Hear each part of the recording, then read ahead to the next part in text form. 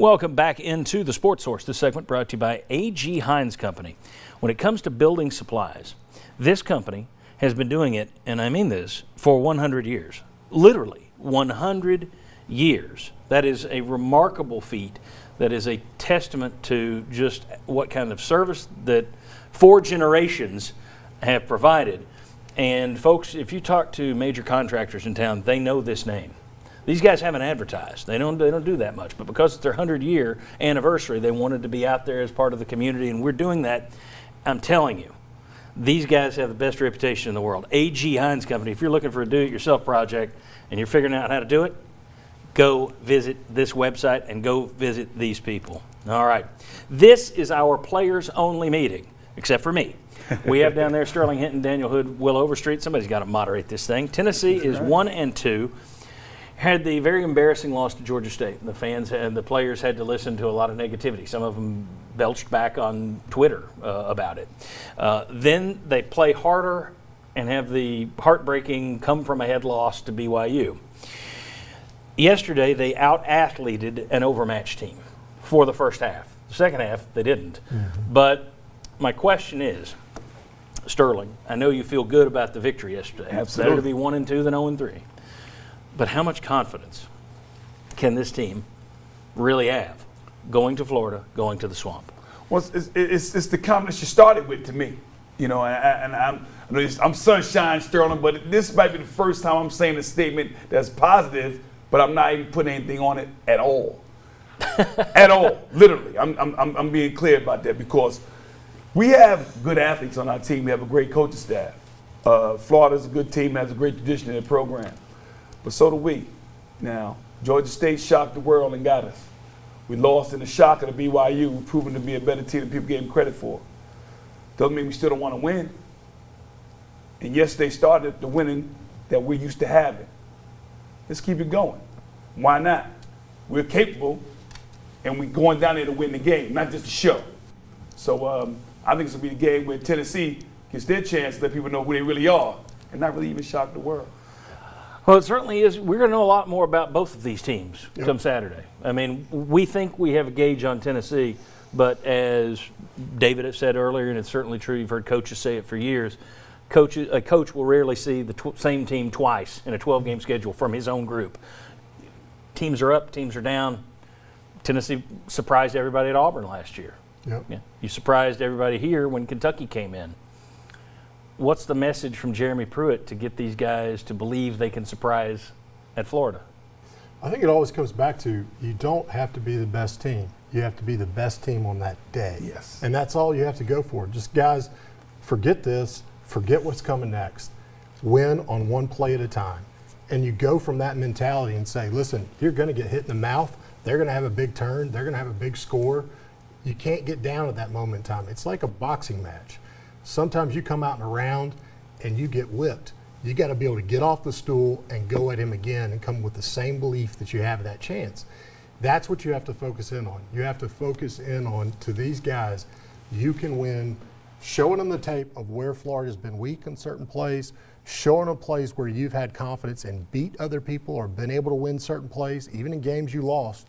But you got to do the best you can to start showing them how you're going to get there. And one at a time, each day this week, it's about how do we build you up to where you get to on Saturday. And I would say Pruitt's message has got to be just do the small things. Like, you don't have to go out. We don't need you to go out and rush for 300 yards. We need you to rush for 3 yards consistently each play and not have those negative plays. Just do the small things. Do the small things. Don't let the crowd noise or anything like that get around you. And from playing in it, I was never impressed with their stadium. The heat didn't ever really seem that much either. And so just tell the guys that. You don't have to build it up to be some some creature, that it's not. It's just a stadium. It's 100 yards, and you got 11 guys on the field at the same time.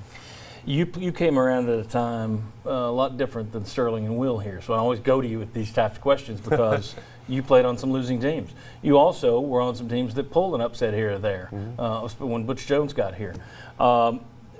So I ask this because you have been in that locker room and you've heard every possible speech you can hear. You've heard a week's worth of, yeah, we can do it, and you've gone out and had your head kicked in. but you've heard it and it's worked on some occasions. Did it have anything to do with the rah-rah stuff or the message or the mentality, or was it just that game we played well? I mean, was there some, oh yeah, every time we pulled one upset, it was because of X? Was there something different in those weeks, or was it just, no, we didn't beat ourselves? Yeah, I think it went back to, and it just went back to how we practiced. Like the biggest upset that we pulled off was the South Carolina one upset. I think they were number 9 or 11 in the country at that time. But that was also 2 weeks after we had that heartbreaking loss to Georgia where we fumbled through the back of the end zone. And to Coach Jones' credit, what he did was you got to deal with that pain, especially with the senior class that had as much losing as we did. So the first thing we did is literally the next day we're practicing in the end zone at that spot where the fumble happened.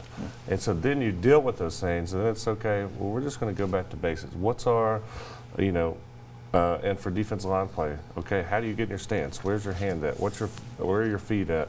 And so with Tennessee's team after the Georgia State, it's got to be, okay, let's get back to just basics. Let's get back to lining up. And I think in the BYU, you saw progress on it, and you saw even more yesterday where it seemed like that they've been coaching the defensive line to just get lined up, but Tuli's going to move you around whenever he gets back out there. And so when you get it back down to basics, now you're at least giving yourself a shot to play defense. I talked about it last week in my quick slants. This team had been beating itself with turnovers, something that last year when they won games, they were plus. And that's no secret. But when you are outgunned, and this team is young, doesn't have, maybe it's got talent, but it's young talent, it's certainly not deep at this point, you can't afford to beat yourself. And Florida's a team we've seen, they tried to give that game away against Miami. Yeah. They didn't look great for 3 quarters against Kentucky. Now, as I said earlier, they have a tendency to come through when it counts. Right. But this is, if there's ever a game where you look at it and say, gosh, don't beat yourself, this is one of them because with a new quarterback, who knows what Florida's going to do. I think this was going to, whoever wins this turnover battle this week wins this game, is my guess. Wow. And to go back, I was sitting there trying to think of all the speeches that we've heard. I think I only really remember the first one. And it's Kiffin fired up, talking about locking us in with the key and locking us in the gate. And I think that was the only one. And that's the game that we played UCLA and had and lost. Yeah, and ended up losing. And he was talking about a bunch of crazy stuff in that one. Shocker. All right. When we come back, quick slants. Our guys have open mics to say whatever well, not completely open mics. I make that a problem. But we'll have these guys talking about any topic they like. Quick slants next. Come on back on the Sports Source.